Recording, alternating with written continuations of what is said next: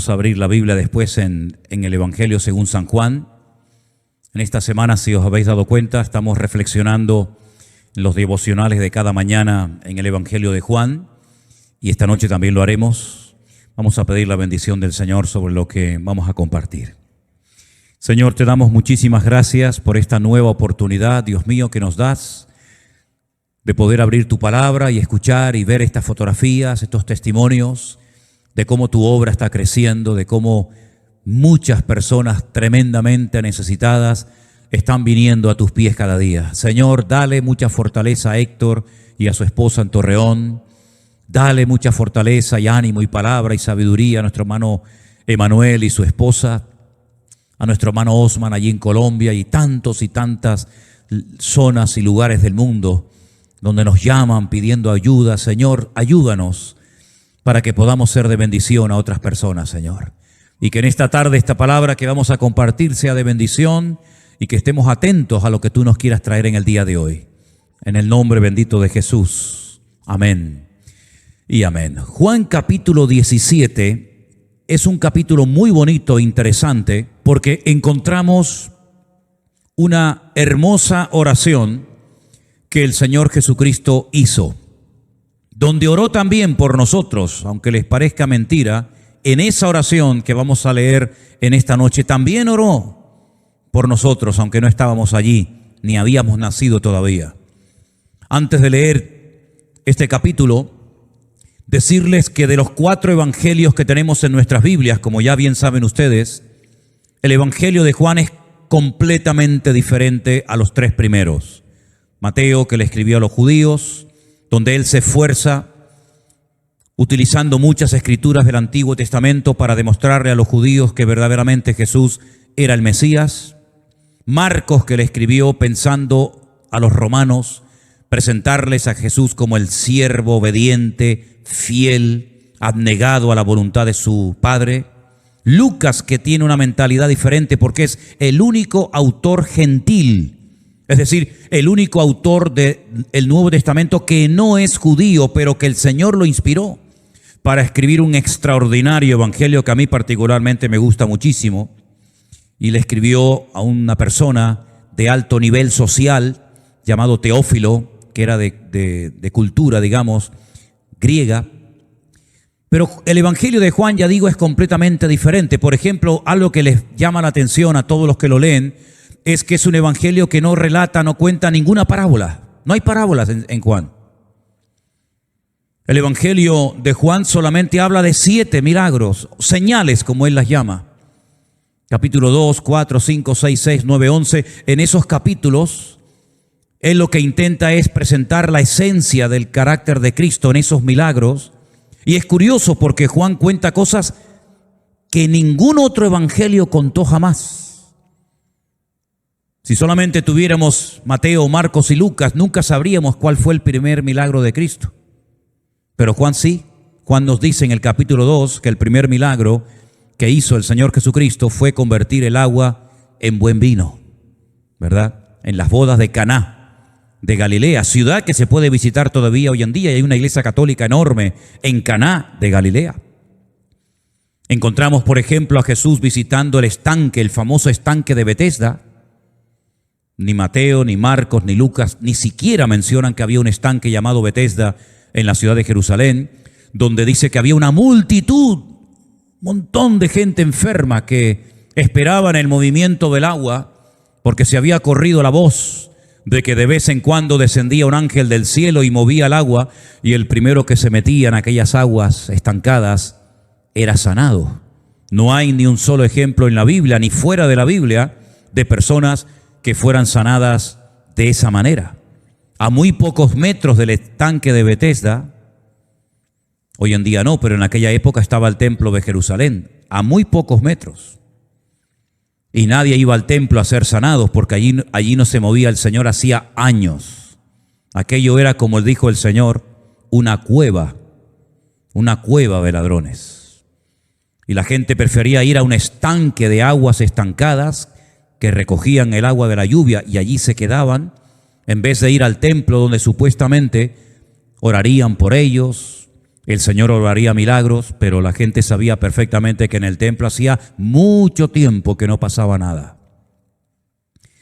Nos cuenta, por ejemplo, la resurrección de Lázaro, el nombre de la persona que resucita y el nombre de sus dos hermanas, Marta y María. En fin, el Evangelio de Juan es un evangelio diferente en todos los sentidos. Y hay un pasaje del cual mañana a la mañana, si prestan atención al devocional, habla de la restauración de Pedro. Aquel hombre que negó al Señor 3 veces, tenía que ser restaurado antes de poder volver a ser usado por el Señor. ¿Cómo el Señor lo restauró? En su región, cerca del mar de Galilea, en el norte de Israel, cómo lo restaura de una forma extraordinaria y cómo le vuelve otra vez a dar una segunda oportunidad para que sirva al Señor. Y sabemos que lo hizo muy bien porque incluso dio hasta su vida por Cristo siendo crucificado. Pero en el capítulo 17 del Evangelio de Juan encontramos una oración que no aparece en ningún otro evangelio. Por eso es un capítulo muy importante y hay que tenerlo en cuenta. Y dice así la historia: estas cosas habló Jesús y levantando los ojos al cielo dijo: Padre, la hora ha llegado, glorifica a tu Hijo para que también tu Hijo te glorifique a ti. Como le has dado potestad sobre toda carne, para que dé vida eterna a todos los que le diste, y esta es la vida eterna, que te conozcan a ti, el único Dios verdadero, y a Jesucristo, a quien has enviado. Yo te he glorificado en la tierra, he acabado la obra que me diste que hiciese. Ahora pues, Padre, glorifícame tú al lado tuyo, con aquella gloria que tuve contigo antes que el mundo fuese. He manifestado tu nombre a los hombres que del mundo me diste. Tuyos eran, me los diste y han guardado tu palabra. Ahora han conocido que todas las cosas que me has dado proceden de ti. Porque las palabras que me diste les he dado, y ellos las recibieron y han conocido verdaderamente que salí de ti, y han creído que tú me enviaste. Yo ruego por ellos, no ruego por el mundo, sino por los que me diste, porque tuyos son. Y todo lo mío es tuyo, y lo tuyo es mío, y he sido glorificado en ellos. Y ya no estoy en el mundo, mas estos están en el mundo, y yo voy a ti. Padre Santo, a los que me has dado, guárdalos en tu nombre, para que sean uno, así como nosotros. Cuando yo estaba con ellos en el mundo, yo los guardaba en tu nombre. A los que me diste yo los guardé, y ninguno de ellos se perdió, sino el hijo de perdición, para que la escritura se cumpliese. Pero ahora voy a ti y hablo esto en el mundo, para que tengan mi gozo cumplido en sí mismos. Yo les he dado tu palabra, y el mundo los aborreció, porque no son del mundo, como tampoco yo soy del mundo. No ruego que los quites del mundo, sino que los guardes del mal. No son del mundo, como tampoco yo soy del mundo. Santifícalos en tu verdad. Tu palabra es verdad. Como tú me enviaste al mundo, así yo los envío al mundo. Y por ellos yo me santifico a mí mismo, para que también ellos sean santificados en la verdad. Mas no ruego solamente por estos, sino también por los que han de creer en mí por la palabra de ellos, para que todos sean uno, como tú, oh Padre, en mí y yo en ti, que también ellos sean uno en nosotros, para que el mundo crea que tú me enviaste. La gloria que me diste yo les he dado, para que sean uno, así como nosotros somos uno. Yo en ellos y tú en mí, para que sean perfectos en unidad, para que el mundo conozca que tú me enviaste y que los has amado a ellos como también a mí me has amado. Padre, aquellos que me has dado, quiero que donde yo estoy también ellos estén conmigo, para que vean mi gloria que me has dado, porque me has amado desde antes de la fundación del mundo. Padre justo, el mundo no te ha conocido, pero yo te he conocido, y estos han conocido que tú me enviaste. y les he dado a conocer tu nombre, y lo daré a conocer aún, para que el amor con que me has amado esté en ellos y yo en ellos. ¿Cuántos dicen amén? Qué tremenda oración, ¿eh? Los términos que utiliza a la hora de dirigirse a su Padre. Padre Santo, Padre Justo, ¿verdad? Y hay algo que destaca, hay varias cosas que destacan en esta oración. Lo primero, la comunión tremenda del Hijo con su Padre. Segundo, la eternidad del Hijo. Dice, tuve esta gloria desde antes de la fundación del mundo. Y tú me has amado desde antes de que el mundo existiera. Vemos cómo el Verbo, el Hijo, el Señor Jesucristo, ya era antes de la fundación del mundo, antes de Génesis 1:1, antes de que Dios creara a Adán y a Eva y a los animales y a las plantas, etcétera, etcétera, ya estaba allí Él, ¿verdad? Creando también juntamente con el Padre. Es decir que si hay alguien que pone en tela de juicio o cuestiona o duda la eternidad del Hijo de Dios, es que conoce muy poco o nada de la Biblia, porque el Hijo no comenzó a existir el día que nació en Belén de Judea, cuando nació de María, sino que Él ya tenía preexistencia, ya existía desde la eternidad con el Padre. No se había manifestado, salvo en algunas ocasiones, que sí lo hizo en el Antiguo Testamento. Por ejemplo, hay un momento en el que el Señor Jesucristo, hablando con los judíos que presumían constante y permanentemente de que ellos eran hijos de Abraham, el Señor Jesucristo se les queda mirando y les dice, si ustedes verdaderamente fueran hijos de Abraham, se gozarían de verme, se gozarían de conocerme, porque Él vio mis días y se gozó. Abraham seguramente conversó con el Señor Jesucristo, y hay pasajes donde parece que el que va a visitar a la tienda, a la carpa donde vivía el patriarca Abraham, fue nada más y nada menos que el Señor Jesucristo. Hay muchos pasajes en el Antiguo Testamento que parece que da a entender que es Él mismo el que se presenta, ¿verdad?, con distintos personajes. Ahora bien, esa gloria que siempre tuvo, esa coexistencia con el Padre que es indudable en las Sagradas Escrituras, cuando Él viene a este mundo no viene en forma de Dios. Por eso no les cabía en la cabeza a muchos de su época y hoy en día que el Verbo fuera Él. No les cabe en la cabeza que Dios se humanara, que Dios enviara a su Hijo unigénito al mundo con muchos títulos que nos hablan acerca de su esencia, de su persona, y uno de ellos, sin lugar a dudas, es el nombre Emmanuel, Immanuel, que significa Dios con nosotros, ¿verdad? Y algunos no entienden que el Señor Jesucristo es Dios y cuestionan. Los primeros fueron, ¿verdad?, unas personas ya del siglo I que cuestionaban que Él fuera Dios. No tenían problema en aceptar que Él era un hombre, pero sí tenían muchos problemas en aceptar y en confesar que Él también era Dios. Y después un tal Arrio fue el que difundió esta herejía en las iglesias. Y hoy en día sabemos que hay una secta muy conocida que son los que mantienen, ¿verdad?, diciendo que Jesucristo no es Dios, pero nosotros no estamos de acuerdo con esa herejía, porque la Biblia dice que Jesucristo es Dios. Solamente Dios es eterno, y Él enseña en la palabra que Él también es eterno. Y solamente Dios es omnipresente, es decir, que está en todas partes al mismo tiempo. Esa hermosa promesa que Él dio al final de su ministerio, antes de ascender a la gloria con el Padre nuevamente, cuando le dice a sus discípulos, promesa que es para todos y cada uno de nosotros: he aquí yo estoy con vosotros todos los días hasta el fin del mundo. Sabemos, y es muy interesante el estudio, de cómo los discípulos fueron a diferentes partes del mundo. Por ejemplo, dicen que los armenios conocieron el Evangelio a través de Bartolomé, un discípulo poco conocido, poco nombrado en la Biblia, pero él fue a Armenia y ellos conocieron el Evangelio a través de ese discípulo. Se cuenta que Tomás se fue a la India Pedro sabemos que también estuvo en Roma y en otras partes del mundo, y así cada uno de ellos fue por diferentes partes, ¿verdad?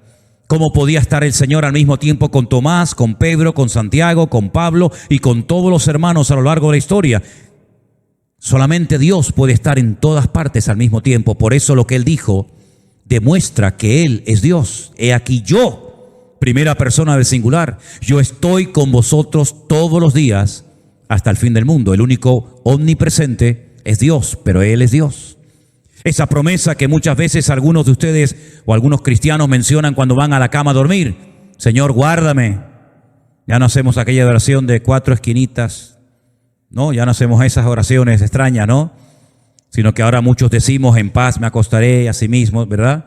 Pero hay otra que dice que el ángel de Jehová, el ángel del Señor, el enviado del Señor, acampa alrededor de los que le temen y los defiende. Si tú haces esa oración o confiesas esa promesa en esta noche, Él estará contigo guardándote, pero también estará con el otro y con el otro y con miles y millones de hermanos al mismo tiempo, lo que nos demuestra la eternidad del enviado del Padre, lo que nos demuestra que Jesucristo también es Dios. Así que lo sabe todo, está en todas partes, pero también lo puede absolutamente todo. Cuando Él estuvo en este mundo, y sobre todo en el Evangelio según San Juan, se demuestra que Él era capaz de cambiar agua en vino. Ningún hombre tiene esa capacidad. Ningún hombre puede cambiar agua en vino, pero Él sí lo pudo hacer, porque Él puede cambiar los elementos. La esencia H2O lo convierte en algo completamente diferente, con otro sabor, otra esencia, otro color, ¿verdad? Él lo puede hacer. Lo mismo que hace una persona cuando viene arrepentida a sus pies. El Señor lo cambia, el Señor lo transforma, porque ¿qué es más difícil o más fácil? ¿Transformar agua en vino o transformar un pecador en un santo y bendito Hijo de Dios? Para Él no hay nada imposible. Él podía perdonar pecados, y los escribas y fariseos se llevaban las manos a la cabeza y casi entran en desesperación cuando le dijo: Hijo, a ti te digo, tus pecados te son perdonados. Y ellos, que supuestamente conocían las Escrituras, dijeron: ¿quién puede perdonar pecados sino solo Dios? Pues ahí tienen una prueba. Y con pocos panes y peces fue capaz de dar de comer a enormes multitudes, y aún sobraba. Poder creativo, ¿verdad? Creaba y no se agotaba. ¿Quién puede resucitar los muertos? ¿Hay alguna persona, algún hombre que tenga esa capacidad? Solamente Dios es el autor de la vida y a quien le permita resucitar muertos, ¿verdad? Por lo tanto, vemos en el Evangelio según San Juan al Cristo perfecto, al Mesías completo, que no le falta ni le sobra de nada, que no es un profeta cualquiera, aunque hizo funciones proféticas. En algunos momentos dio profecías tremendas. Por ejemplo, en Juan no aparecen, pero hay 2 capítulos en Mateo 24 y en Lucas 21, por si tanto mandó nota, donde Él da unas palabras proféticas impresionantes. Palabras proféticas que parte de lo que profetizó se cumplió cuando dijo: ¿veis todo esto? No quedará piedra sobre piedra que no sea destruida. Y se cumplió. En el año 70 después de Cristo, los romanos entraron y despedazaron, destruyeron el templo, molieron las piedras, creyendo que habían ocultado el oro dentro de las piedras los judíos, ¿verdad? Y vemos que esa palabra de doble cumplimiento también se ha seguido cumpliendo y se va a seguir cumpliendo en los últimos tiempos. Hizo funciones proféticas, claro que sí, pero era mucho más que un profeta. Fue utilizado de una forma extraordinaria, y cuando contaba y decía ciertas cosas, la gente se quedaba con la boca abierta. Cuando, por ejemplo, le dice a Natanael: he aquí un verdadero israelita, en el cual no hay engaño. Eran la primera vez que se encontraban, eran la primera vez que se veían, que se cruzaban la vista. Y Natanael le dice: ¿de qué me conoces tú a mí? Si nunca previamente nos habíamos visto. Y el Señor le dijo: yo te vi a ti cuando estabas debajo de la higuera. Y Natanael lo rompió, porque se dio cuenta de que ante los ojos del eterno Dios nada se puede ocultar, ¿verdad? Cuando le dice a Pedro: tú que dices que me vas a defender y acompañarme hasta la muerte, hoy, esta noche, aún no había sucedido ni digamos el hecho de que lo habían prendido en Getsemaní para llevarlo ante las autoridades de la época. Y ya le está profetizando a Pedro: hoy tú me vas a negar tres veces. Y Pedro insistía en que no, que te voy a acompañar hasta la muerte. Pero la palabra profética del Señor se cumplió literalmente. Hacía funciones proféticas, pero era mucho más que un profeta, ¿verdad? Sanó a enfermos, pero era mucho más que una persona que sanaba enfermos. Hizo cosas tremendas, pero era mucho más que todo eso. Sin embargo, algunos de sus discípulos en el Evangelio según San Juan, hay momentos puntuales en los que no terminan de entender, no terminan de captar a quién tienen verdaderamente delante de sus narices. Y por ejemplo, uno de sus discípulos le dice al maestro: Señor, no sabemos a dónde vas. Estás hablando de que te vas, estás hablando de que vuelves al Padre, pero ¿cómo podemos seguirte? No sabemos el camino. Y el Señor le dijo: yo soy el camino, no tienes que buscar fuera de mí, yo soy el camino. Estando en mí ya estás en el camino. Y ese camino te va a llevar a la verdad. Y esa verdad te va a llevar a la vida. Porque dicho sea de paso, nadie va a ir al Padre sino solamente a través de mí. Y entonces le dicen: bueno, pues ya que vas al Padre, muéstranos al Padre. Y él le dice: pero ¿para qué me haces esa pregunta? ¿Para qué me haces esa petición? Es que todavía no te has dado cuenta que el que me ha visto a mí, ha visto al Padre. Y en Juan 17, él enfatiza mucho que él y el Padre son uno. Es algo que a veces en nuestra mente no nos cabe, ¿verdad? Decimos: pero son uno, pero al mismo tiempo son dos. Porque cuando oraba con el Padre. Pero si Él también es el Padre y al mismo tiempo es el Hijo, entonces ¿en qué quedamos? ¿Son uno o son dos? Y nuestras mentes son incapaces de poder aceptar todo esto. Y así como los cristianos no pueden entender que Él sea el Padre y el Hijo al mismo tiempo, por otra parte los judíos no pueden entender que Dios también se vista de Hijo y venga a este mundo. Y un extremo que no entiende que ese uno se puede manifestar de diferentes maneras, ni los otros entienden que este que se manifiesta de múltiples formas y maneras, al mismo tiempo sea uno junto con el Padre. Y son cosas que solamente en la eternidad y en la presencia de Dios vamos a poder comprender en su totalidad. Porque todo lo que experimentemos en esta vida, por mucha fe que tengamos, por mucha fe que puedas tener, nunca la tendrás toda. Por mucha paciencia que logres tener, yo creo que hoy tenemos más paciencia que el año pasado, ¿sí o no? Nunca podremos tener toda la paciencia. Y por mucho conocimiento que desarrollemos, nunca vamos a entenderlo todo. Bueno, ya lo dijo el mismo apóstol Pablo: ahora vemos por espejo oscuramente. Ahora conocemos en parte, ¿verdad? Mas cuando venga lo perfecto, cuando Él venga, entonces entenderemos todas las cosas. Y ya no tendremos una parte de la revelación o de la información, sino que ya entraremos en el todo de Dios y comenzaremos a entender cosas que durante años y años y años los teólogos han estado estudiando y no han llegado todavía a una explicación clara de este texto, de esta palabra o de aquel término. Y estamos en un proceso de aprendizaje. Y los discípulos no entendían muchas cosas que el Señor les enseñaba. Incluso les llegó a decir en una ocasión: si yo les he hablado a ustedes en términos terrenales y no me entienden, ¿cómo sería si os hablara en términos celestiales? No se enterarían de nada. Pero hay momentos en los que el Señor en fe dice: yo os enseño esto para que cuando suceda os acordéis que yo ya os lo había dicho. Y hay momentos puntuales en la vida de los discípulos en los que dicen que cuando ocurrían ciertas y determinadas cosas se dieron cuenta y entendieron de qué les estaba hablando el Señor. Cuando, por ejemplo, Él dice: destruir este templo y en 3 días lo reconstruyo. Dijeron: Señor, han tardado un montón de años en construir este edificio y tú dices que en 3 días lo levantas. Y cuando Él resucitó de los muertos, dice que entendieron: no nos hablaba del templo de Jerusalén.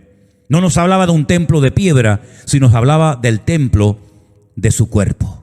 Y esa enseñanza, esa palabra, esa terminología la utiliza Pablo, y cuando escribe a los Corintios le dice: quiero que ahora sepáis, no quiero que ignoréis, que vuestros cuerpos son el templo del Espíritu Santo de Dios, el cual mora en vosotros. ¿Cuántos dicen amén?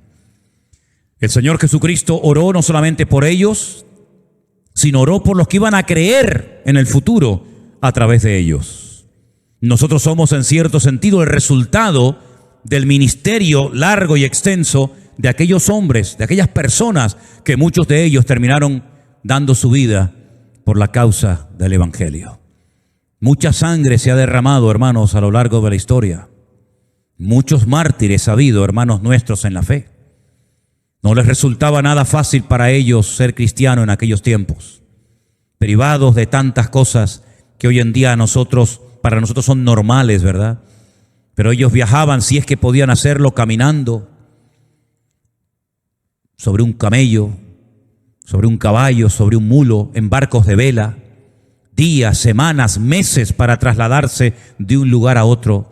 No tenían redes sociales, no podían mandar fotografías, ni siquiera se había inventado la imprenta, tenían que escribir a mano una y otra vez y otra vez, ¿verdad? Y llevar personalmente las cartas, decir, hermano, vengo con la carta a los Corintios escrita por el apóstol Pablo, vamos a reunirnos mañana y vamos a leer la carta en la iglesia, y había que hacer copias, ¿verdad? Para que no se deterioraran aquellos pergaminos. Un sacrificio tremendo que pagó aquella gente para que hoy en día nosotros podamos disfrutar del mismo evangelio, de la misma salvación y de la misma gracia que ellos tuvieron y experimentaron hace 2000 años. Cuando el domingo estuvo este hermano del ministerio Puertas Abiertas, que nos daba una explicación, una información acerca de cómo hay hermanos en este momento nuestros, ¿verdad?, en persecución, ocultos, que no pueden manifestar su fe como nosotros la podemos manifestar hoy en día, que no pueden salir a una calle a decir que Dios te bendiga, ni con una Biblia, ni con un folleto a repartirlo porque les cortan la cabeza. Pues uno dice, Señor, qué bendición tan grande el poder estar aquí y poder venir a una iglesia, poder leer la Biblia, poder repartir la Biblia sin que nadie se meta con nosotros. Que a la larga, cuando uno se pone a meditar objetiva y fríamente en esto, uno dice, ¿serán más bendecidos ellos que nosotros aquí?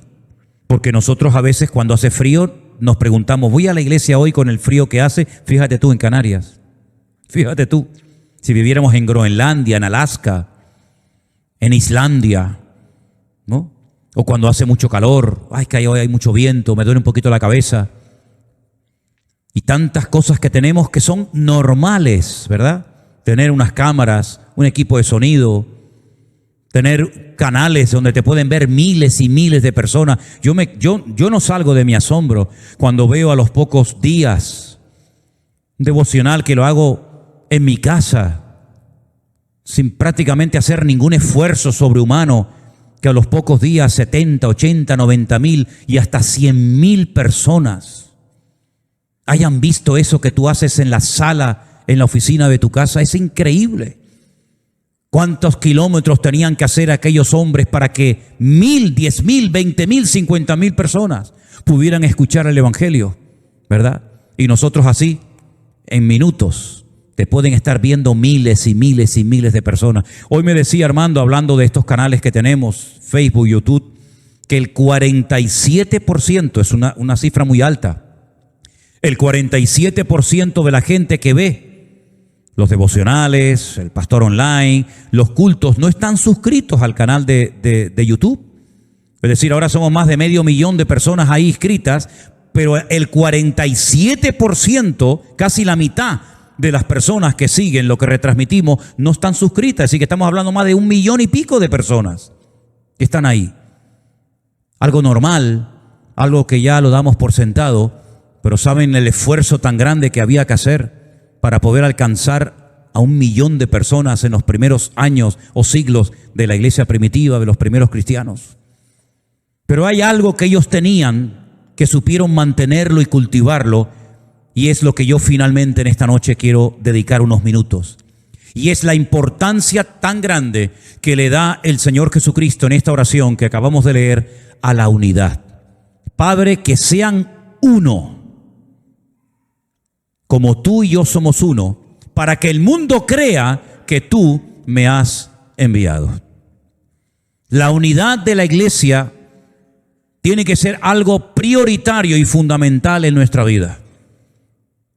Mantener la unidad, mantener la armonía, mantener el buen ambiente, eso es responsabilidad nuestra. Y yo he puesto muchas veces un ejemplo sencillo y fácil de entender. Y cuando yo les digo a ustedes, hermanos, nosotros no podemos hacer nada para producir, para crear, para hacer, por ejemplo, piñas o melocotones o peras. Pero sí podemos esas frutas conservarlas en lata durante años. Igual es con la unidad de la iglesia. El que la produce es el Señor. Pero somos nosotros, tú y yo, los responsables de mantener esa unidad. Yo no la puedo producir. Es un milagro del Señor.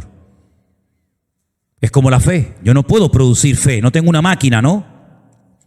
Para producir fe y decir, toma un poco para ti, toma un poco para ti. Pero sí podemos cultivarla, sí podemos desarrollarla, sí podemos usarla. Exactamente iguales con la unidad, ¿verdad? Mantener la unidad de la iglesia, eso es una responsabilidad nuestra. Nuestras conversaciones pueden perjudicar o beneficiar la unidad de la iglesia. Nuestra actitud, no solamente en la iglesia, sino en nuestros hogares, puede hacer que la iglesia se mantenga unida, ¿verdad? Bien ensamblada, bien junta, o podemos dividir y podemos romper. ¿Qué importancia le da, por ejemplo, la Biblia a las conversaciones? Dice que hay conversaciones que corrompen las buenas costumbres. Entonces el Señor Jesucristo ora para que sean perfectos en unidad. Perfectos en unidad. Para que el mundo conozca que tú me enviaste y que los has amado a ellos como también a mí me has amado. Si hay cosas que se van a manifestar de Dios, de la esencia de Dios al mundo, cuando la iglesia esté bien unida. Podemos predicar de la unidad, pero si no vivimos en pro de la unidad, difícilmente el Señor se va a dar a manifestar al mundo. Y para reforzar esta idea de la importancia de la unidad en la iglesia, en el cuerpo de Cristo, quisiera que termináramos en esta noche leyendo en Efesios, el capítulo 4, unas palabras que hemos leído muchísimas veces, que nos hablan acerca de la importancia de la unidad en el cuerpo de Cristo. En Efesios capítulo 4, capítulo titulado La unidad del Espíritu,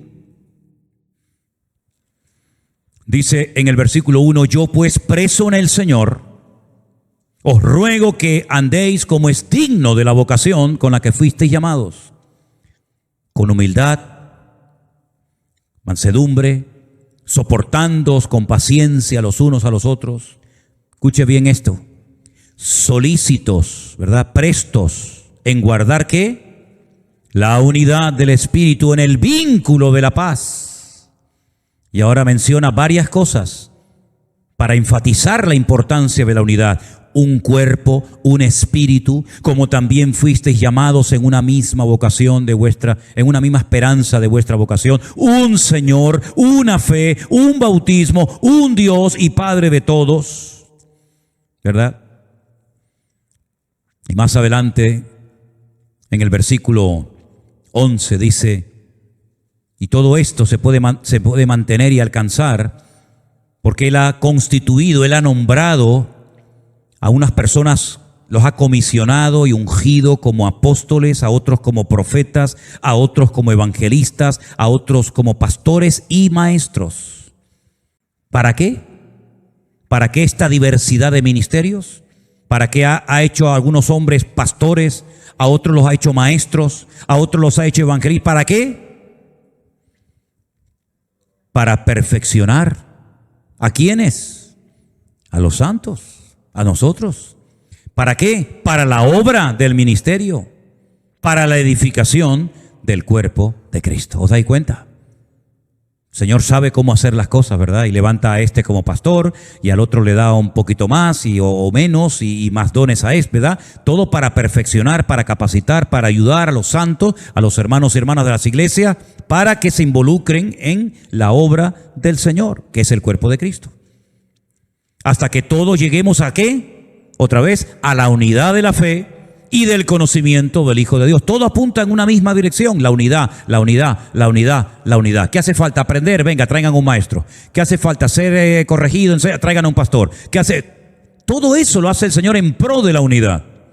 ¿Para qué? Para que ya no seamos niños fluctuantes, ¿verdad? Arriba, abajo, llevados por doquiera de todo viento de doctrina, por estratagema de hombres que para engañar emplean con astucia las artimañas del error, sino que siguiendo la verdad en amor, crezcamos en todo aquel que es la cabeza. ¿Quién es la cabeza? Cristo.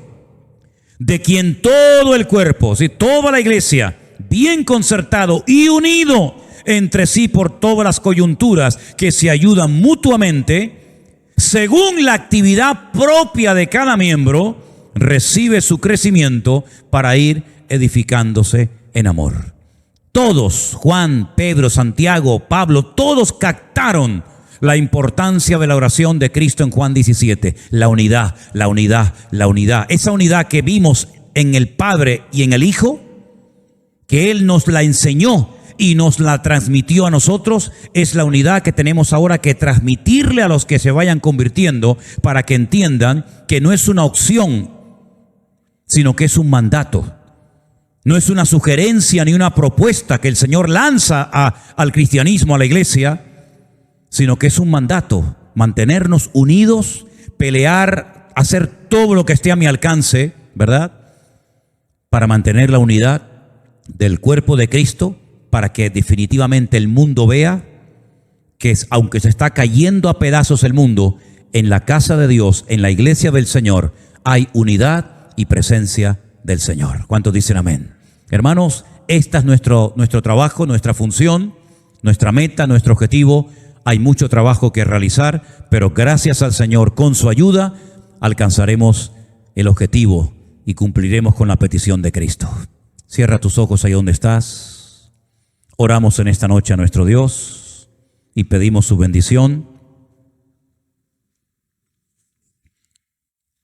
para que podamos entender con una claridad diáfana y sin lugar a dudas la importancia de mantener la unidad en la casa de Dios, en las iglesias, en los hermanos, que el enemigo no encuentre ninguna rendija por donde meterse, que no haya entre nosotros ni chismes, ni malos comentarios, ni malas opiniones, sino que nos apoyemos los unos a los otros, perfectos en unidad, como tú, oh Dios, y Cristo, tu amado Hijo, sois perfectos. Señor, muchas gracias por tu palabra preciosa. Muchas gracias, Señor, porque nos permites gozarnos.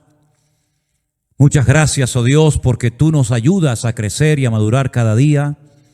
Yo te ruego, Señor, en el nombre de Jesús, que tú nos ayudes a interiorizar estas grandes verdades de las cuales hemos hablado en esta noche. Ayúdanos, Señor, a crecer, a madurar y que siempre estemos unidos, siempre bien agarrados a ti, a tu palabra. Gracias te damos, oh Dios, en el nombre de tu amado Hijo Jesús. Amén.